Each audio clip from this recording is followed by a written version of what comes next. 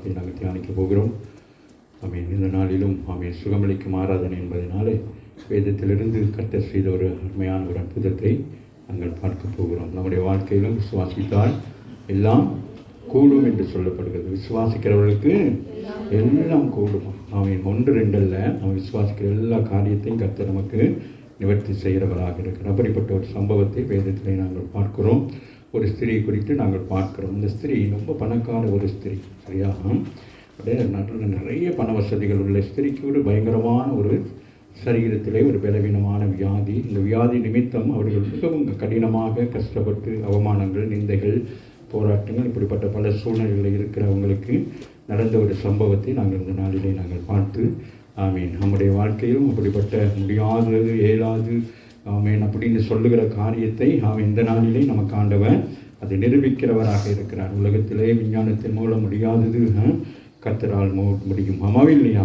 So அதனால் விசுவாசிப்போம், வேத வசனங்களை விசுவாசிப்போம். வசனங்கள் நம்ம என்ன செய்யும்?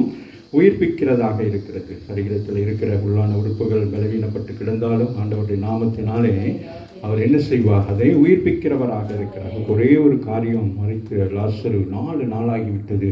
ஆமீன். ஒரு மனுஷன் மரித்தவுடனே சரீரத்தில் இருக்கிற உள்ளான உறுப்புகள் எல்லாம் என்ன செய்யும்? அழுகுவதற்கு நாம் என்ன செய்யும்? எல்லாம் அப்படியே ஆகும். இல்லையா?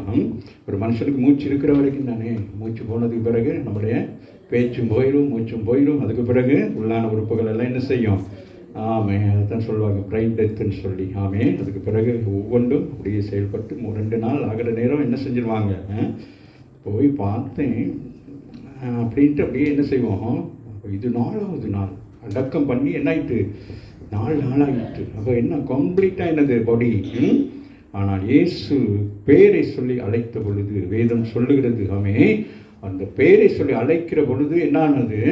உள்ளான உறுப்புகள், முழு சரீரத்தின் எல்லா உறுப்புகளும் என்ன புதிதாக்கப்பட்டது, எல்லாம் உண்டாக்கப்பட்டது. உச்சம் தலையில் உள்ள கால் வரைக்கும் நாடிகள், நரம்புகள், தசைகள், எலும்புகள், இப்படி எல்லா உறுப்புகளையும் ஆண்டவர் புதிதாக்கப்பட்டு அவன் மீண்டும் உயிர் பெறுகிறான். இல்லையா? ஸோ அதனால் நம்ம விசுவாசித்தோம்னா நம்முடைய விசுவாசம் கொஞ்சம் தான். ஆண்டவரும் சொல்லலை, விசுவாசத்தை குறித்து சொல்லுகிற பொழுது என்ன சொல்லுகிறார்? உங்களுக்கு பெரிய ஒரு பூசணிக்காயா என்னது பூசணிக்காய் மாதிரி விசுவாசம் இருந்தால் தான் நான் என்ன செய்வேன்? அற்புதம். அப்படியா சொல்கிறாரு? கடுகு அளவுன்னு சொல்லுகிறார். அப்போ கடுகு அளவுன்னா யோசித்து பாருங்க. அதை கையில் கூட எடுக்க முடியாது. சமையல் செய்கிற நேரம் பெரும்பாலும் கடுகு எடுக்க முடியாதவங்க தண்ணியில் கையை வச்சுட்டு கடுகுல அப்படி வச்சுட்டு எடுத்து அப்படி உதறுவாங்க. அப்போ அந்த கடுகு அங்கே போகும். இவ்வளவு சின்ன ஒரு விசுவாசம் ஒரு பெரிய அற்புதத்தை செய்யும். இல்லையா? ஆகவே அதுதான் ஆண்டவர். ஆகவே இங்கே நாங்கள் வாசிப்போம். ஆனால் மார்க் 5ஆம் அதிகாரத்திலே அநேக வைத்தியரால் மிகவும் வருத்தப்பட்டு தனக்கு உண்டானவை எல்லாவற்றையும் செலவழித்து சற்றாகிலும் குணமடையாமல் அதிக வருத்தப்படுகிற பொழுது என்று சொல்லி 5:26 சொல்லப்படுது. மார்க் 5:26 சொல்லுகிறது, அநேக வைத்தியரால், ஒரு டாக்டர் அல்ல. அந்த நாட்களையும் என்ன செஞ்சுருக்கிறாங்க?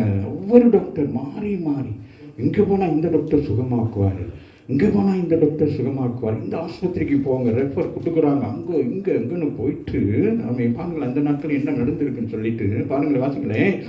அநேக வைத்தியர்களால்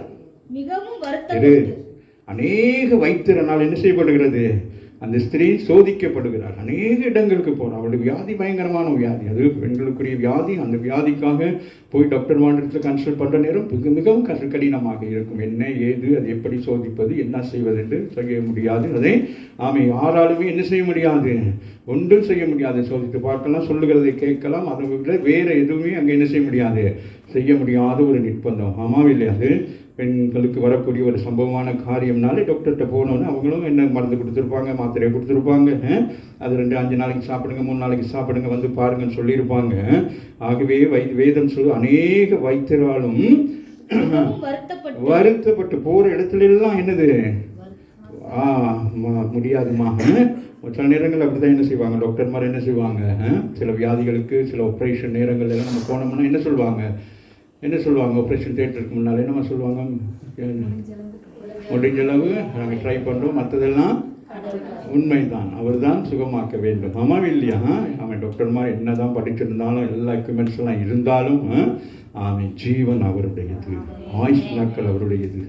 இந்த சரீரத்தில் அவைகளை கிழித்து காரியங்களை செய்கிற பொழுது அவர்களுக்கு ஒரு பயமாக இருக்கும். அவன் அந்த பயத்தை போக்குவதற்கு அவர்கள்லாம் என்ன செய்வாங்க தெரியுமா? டாக்டர்ஸ்மார் எல்லாம் சிரித்து பேசிக்கொண்டு தான் வேலையை செஞ்சு கொண்டே இருப்பாங்க. நீங்கள்லாம் சமைக்கிற நேரம் என்னென்ன பேசி சிரிச்சுக்கிறீங்களோ அது மாதிரி தான் என்ன செய்வாங்க.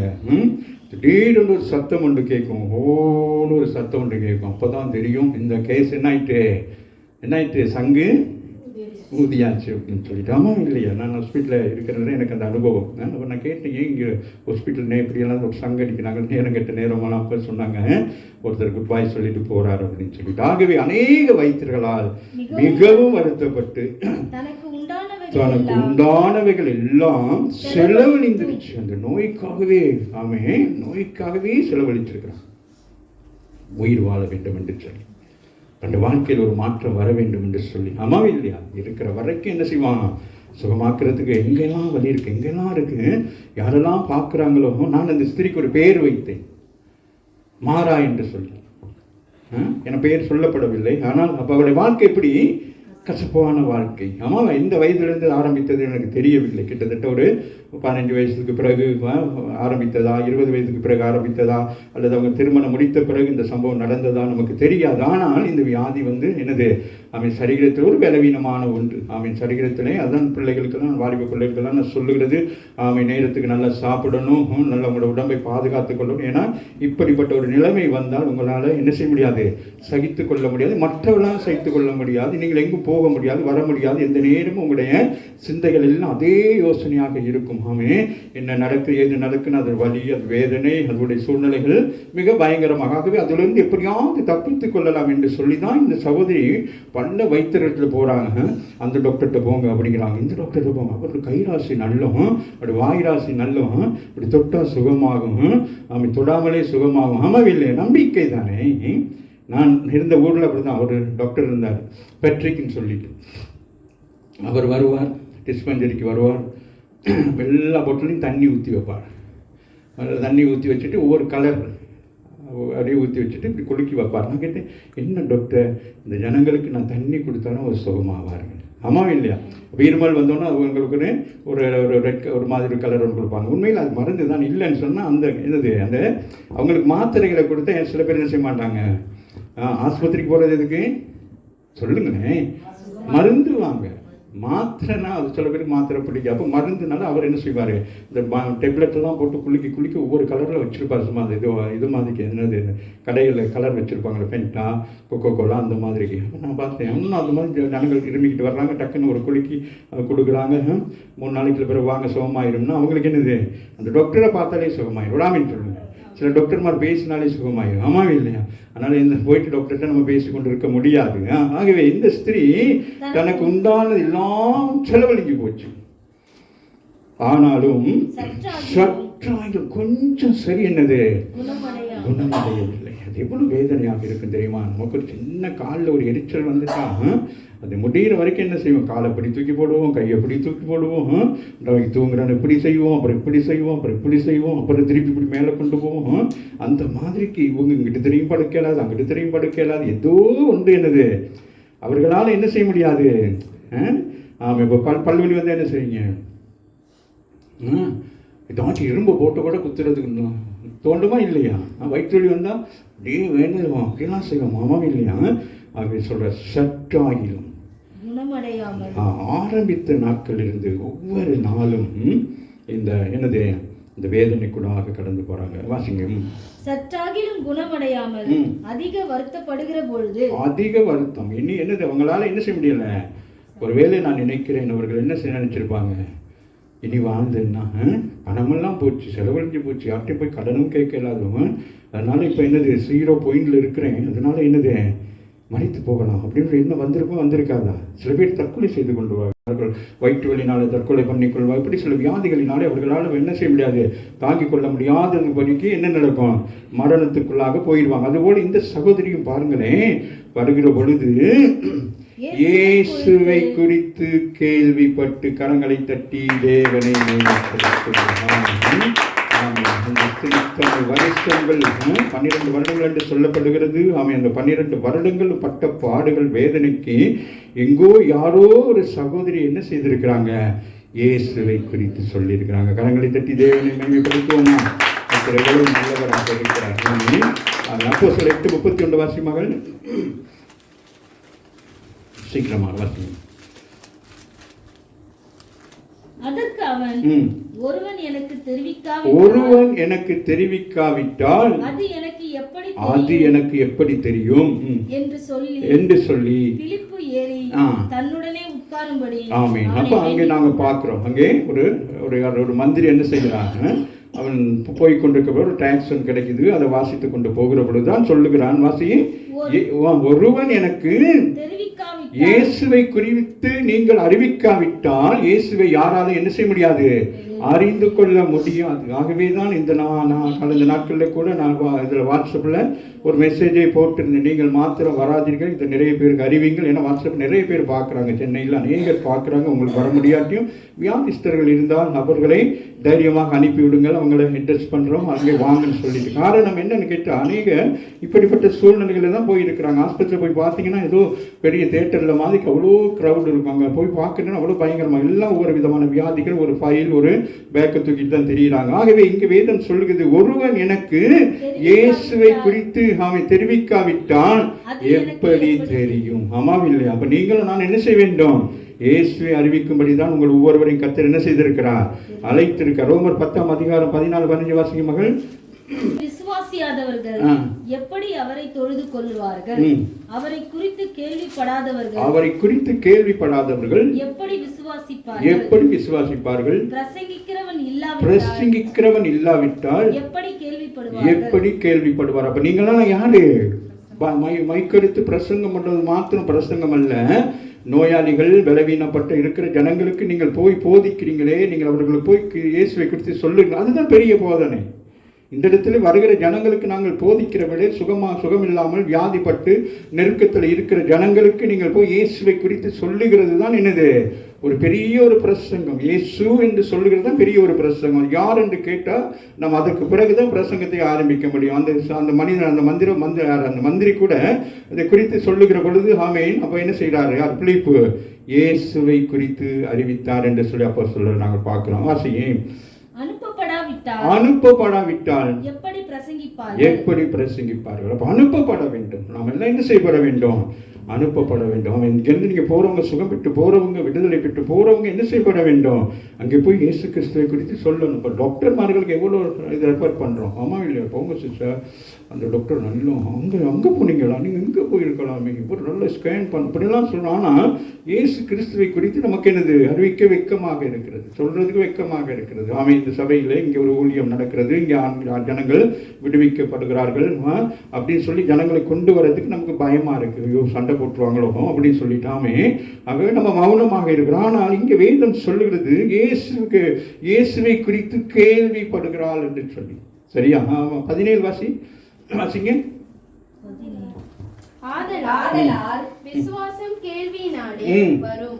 விசுவாசம் சிஸ்டர் கேட்குறாங்க, யாரு? மாறா கேட்குறாங்க, சுகமாகுமா? நான் வந்த சுகமாகுமா?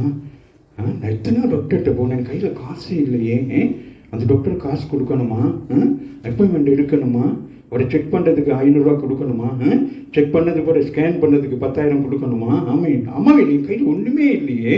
அப்போ அந்த ஸ்திரீமா என்ன சொல்லியிருப்பாங்க? ஒன்றுமே தேவையில்லை, நீ ஒரு கடுகை மட்டும் எடுத்துக்கிட்டு வந்தா போதும். அல்லேலூயா. நான் சொன்னது புரிகிறதா? எதை எடுத்துட்டு வரணும்? கடுகு. என்னது? விசுவாசம். அது மட்டும் இருந்தால் போதும். ஆமென், எல்லாம் நடக்கும்னு சொல்லிட்டு. சரியா? இப்போ இங்கே வந்துருங்க மாக்கள், வாங்க, நான் முடிக்க போறேன். சொல்ல முடிச்சுட்டு ஜெபிக்க போறேன்.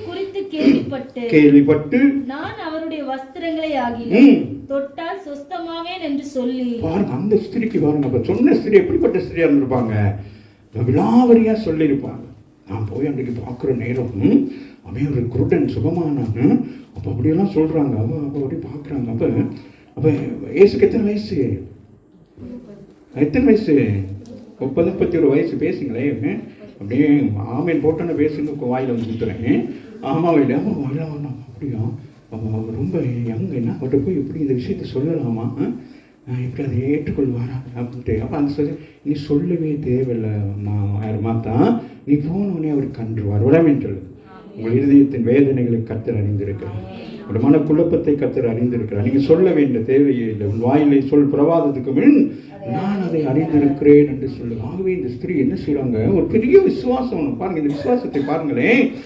நான் அவருடைய கையை பிடித்து அப்படியா இப்படி போய் தோல்ல தட்டி, இல்லாட்டி தாவீதின் குமாரனே எனக்கு இறங்கும், இல்லை ஒண்ணுமே இல்லை. தி சீக்ரெட் வராமின்னு சொல்லுங்க. அந்த ஸ்திரீ தன்னுடைய வியாதி எப்படிப்பட்ட வியாதி, எல்லாரிடத்திலும் சொல்லக்கூடிய வியாதி அல்ல, ஒரு பலவீனமான வியாதி. ஆகவே இயேசுவிடத்திலே போய் இந்த வியாதியை என்ன செய்ய முடியாது, அங்க பார்த்தா எப்படி இருக்கும் சொல்லுவோம். ஆனா ஒண்ணு மாற்ற யாரு மாறா சான்ஸ் கிடைக்காது. உனக்கு சான்ஸ் கிடைச்சா கிரேட் தான். ஏன்னா ஒரு சுற்றிலும் என்ன இருக்கும், ஜனங்கள் திரளா இருப்பாங்க. அதனால உனக்கு அப்ப டக்குனவங்க யோசிக்கிறாங்க, திரளான ஜனமாக அவர் போகிற பொழுது நான் என்ன செய்வேன், நான் தீட்டுள்ளவர், நான் என்ன செய்வேன், வஸ்திரத்தை தொடு. பாருங்க எவ்வளவு பெரிய விசுவாசம். கரங்களை தட்டி தேவன், இதுதான் கடுகளை விசுவாசம். நான் போயிட்டு சத்தம் போட்டு குழப்பி என்ன வாசிங்க, நான் அவருடைய வஸ்திரங்களை ஆகிலும் தொட்டால் சொஸ்தமாவேன். கரங்களை தட்டி தேவன், நான் சொஸ்தமாவேன், வஸ்திரத்தை தொடுவேன், நான் சுகமாவேன். இந்த 4 வேளையில் வந்திருக்கிற நீங்கள் உடைய வார்த்தையை விசுவாசிப்பீர்களானால் உங்களுக்கு சுகம் கிடைக்கும். நீங்கள் யாருக்காக இந்த நேரத்தில் ஜெபம் பண்ணி கொண்டிருக்கிறோம் அவர்களுக்கு விடுதலை உண்டா?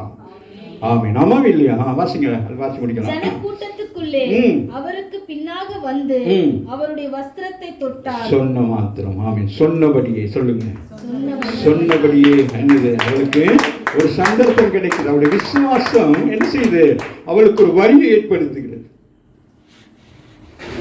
கிரியை இல்லாத விசுவாசம் செத்தது. அப்ப அவள் விசுவாசிக்கிறான், நான் அவர் வஸ்திரத்தை தொடுவேன் என்று சொல்லி. அந்த விசுவாசம் என்ன செய்கிறது, திரளான ஜனங்களுக்கு மத்தியிலே அவளுக்கு ஒரு வலியை உண்டாக்குறது. அந்த சரீரத்தில் இருக்கிற அந்த வலி வேதனைகள் நீங்கும்படியான ஒரு வலியை கர்த்தர் ஏற்படுது. இது ஆண்டவர் தான் ஏற்படுத்துவார். ஆமாம் இல்லையா? ஆகவே அன்னைக்கு நடந்து பார்த்தீங்கன்னா அது அப்படியே நடந்து கொண்டே இருக்கும். சரியா? 31 வாசிங்க. 31 21 வாசி. இதே அதிகாரம் தானே வாசிக்க சொல்றேன். 5ல அவருடைய சீஷர்கள் அவரை நோக்கி 20 வாசிங்க. உடனே இயேசு தம்மிலிருந்த வல்லமை புறப்பட்டதை தமக்குள் அறிந்து ஜனக்கூட்டத்துக்குள்ளே 29 வாசிங்க பாப்போம். உடனே அவளுடைய உதரத்தின் ஊறல் நின்று போயிற்று. அந்த வேதனை நீங்கி ஆரோக்கியம் அடைந்ததை அவள் தன் சரீரத்தில் உணர்ந்தாள். எத்தனை வருஷங்களுக்கு பிறகு, ஆமென், 12 வருஷத்துக்கு பிறகு அந்த உடம்புல என்ன உண்டாயிட்டு. தொடர்ந்து வாசிங்க. உடனே இயேசு தம்மிடத்திலே வல்லமை புறப்பட்டதை தமக்குள் அறிந்து ஜனக்கூட்டத்துக்குள்ளே திரும்பி என் வஸ்திரங்களை தொட்டது யார் என்று கேட்டார். ஆண்டவர் அவ்வளவு பேரு பலாயிரக்கணக்கான ஜனங்களுக்கு மத்தியிலே என்ன செய்யறார், அந்த சாட்சியை உண்டாக்க விரும்புகிறார். இந்த மாலை வேளையிலே வந்திருக்கிற உங்கள் வாழ்க்கையிலே சில நேரம் சில சாட்சிகள் எல்லாமே அந்த நாளில் இந்த சாட்சி வெளியிலே கொண்டு வரப்பட்டபடி நான் இன்றைய நாளிலே அநேக பெண்களுக்கு இப்படிப்பட்ட வியாதிகள் இருந்தால் அவர்கள் வைத்தியர்களிடத்தில் போக தேவையில்லை, இயேசுவிடத்தில் வந்தால் அவர்களுக்கு விடுதலை உண்டாகும் என்று சொல்லி இந்த வேத சத்தியத்தில் அது மறைமுகமான வெளியரங்கமாக வெளியே வைத்திருக்கிறார். ஆகவே அவருடைய சீஷர்கள் அவரை நோக்கி திரளான ஜனங்கள் மீது நெருக்கிக் கொண்டிருக்க, நீர் என்ன ஆண்டவரே, யார் என்னை தொட்டதுன்னு கேட்குறீங்கன்னு சொல்லி அவங்களுக்கு என்னது, அவங்களும் ஜனங்களை என்ன செய்வாங்க, அப்படியே தள்ளுவாங்க. தெரியுமா? சில மினிஸ்ட்ரிகளுக்கு போனோம்னா நம்மளை சுற்றிலும் என்ன செய்வாங்க, ஜனங்கள் வந்து தொட சொல்லுவாங்க, அப்படின்வாங்க அப்படின்வாங்க, எல்லாம் தலையை நீட்டுவாங்க. அப்போ அந்த மாதிரி அந்த நேரம் தான் அந்த 12 சீஷர்களுக்கு என்ன உண்டாகும், பெரிய பிரச்சனையாக இருக்கும். எல்லாரும் ஆண்டவரத்தில் வருவாங்க. ஆமாம் இல்லையா? ஆண்டவர் என்ன செய்து கொண்டு போவார், பார்க்குறதுமே சுகமாகும். கரங்களை தட்டி தேவனை மேம்படுத்துங்க. ஆமென். தொடுகிறவர்கள் தொட்டவர்கள் சுகமாய்க்கும். இதை செய்தவனை காணும்படிக்கு அவர் சுற்றிலும் பார்த்தார். சுற்றிலும் இப்படி பார்க்கிறார். நாசிக சகோதரி என்ன செஞ்சாங்க, மறைந்து இருக்கிறாங்க. அமவில்லையா? தன்னிடத்திலே சம்பந்த ஸ்திரீயானவர் பயந்து நடுங்கி அவர் முன்பாக வந்து விழுந்து உண்மையெல்லாம் அவருக்கு சொன்னார். ஆமென். அப்பதான் சொல்றாங்க, ஆண்டவரே, இப்பதான் முதல் இயேசுவிடத்தில் பேசுகிறார். ஆமென் சொல்லுங்க. ஆமென். இயேசுவிடத்தில் சொல்கிறார், எனக்கு இவ்வளோ பயங்கர இந்த வியாதினாலே பல டாக்டர்கிட்ட போனேன், எனக்கு சுகமே கிடைக்கல. ஆனால் இன்றைக்கு எனக்கு ஒரு சகோதரி வந்து சொன்னாங்க, அதன்படி நான் வந்து என்ன செஞ்சேன், உங்களை டிஸ்டர்ப் பண்ணலை, ஆனால் உங்கள் வஸ்திரத்தை தான் நான் தொட்டேன், ஆனால் எனக்கு சுகமானது என்று சொல்லி. ஆமாவே இல்லையா? எவ்வளோ பெரிய சாட்சி. ஆமாவே இல்லையா? அப்போ அவருடைய வஸ்திரத்திலையும் என்ன இருக்கிறது? என்னுடைய வஸ்திரத்திலும் வல்லமை இருக்கு. ஆகவே தான் பவுல், பேதுரு போன்றவர்களுடைய வஸ்திரங்களை எல்லாம் தொடுவதற்கு ஜனங்கள் விசுவாசித்தது காரணம் என்னன்னு கேட்டா, அதுல என்ன இருக்கிறது? வல்லமை இருக்கிறதுன்னு சொல்லி அதுக்காக கோட்டை தூக்கி வீசிக்கிட்டு கட்சிப்பை வீசுறது அல்ல. அந்த நாட்கள் அவர்களுடைய விசுவாசம். இப்போ நான் சொல்ல முடியாது, இந்த டையை தொடுங்க உங்களுக்கு சுகமாகும்னு சொன்னா அது என்னுடைய இதாக இருக்கலாமே தவிர, நீங்கள் விசுவாசித்து வந்து என் டையை தொட்ட உங்களுக்கு சுகமாகும். நான் வந்து அதுக்காக இன்னைக்கு வந்து யாரும் டையை தொட்டுறாதீங்க. வாசிங்க. தன்னிடத்திலே சம்பவித்ததை அறிந்த அந்த ஸ்திரீயானவர் பயந்து நடுங்கி அவர் முன்பாக வந்து விழுந்து உண்மையெல்லாம் அவருக்கு சொன்னார். உண்மையெல்லாம் எல்லாவற்றையும் சொல்லிட்டான். அந்த இடத்துல என்ன செய்யக்கூடாது? உட சாட்சிகள் எப்படி இருக்கணும்? உண்மையான சாட்சியா இருக்கணும். இல்லையா? அவ்வளவே சொல்ல, இத்தனை வயதுல எனக்கு இப்படி வந்ததுன்னு ஒரு பெரிய சாட்சியை சொல்லியிருக்கிறான். இல்லையா? ஆண்டவன் என்ன செய்திருக்கிறாரு? பெரிய சாட்சி கேட்டு இருக்கிறார்.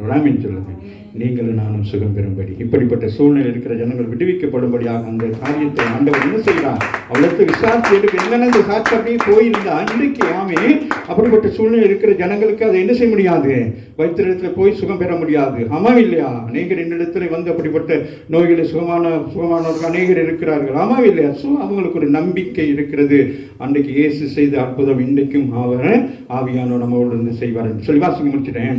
அவர் அவளை பார்த்து, மகளே, உன் விசுவாசம் உன்னை ரட்சித்தது, நீ சமாதானத்தோட போய் உன் வேதனை நீங்கி சுகமாய் இரு என்றார். கரங்களை தட்டி இயேசு கிறிஸ்து சொல்லுகிறார், அவரை பார்த்து, மகளே, விசுவாசம் உன்னை ரட்சித்தது.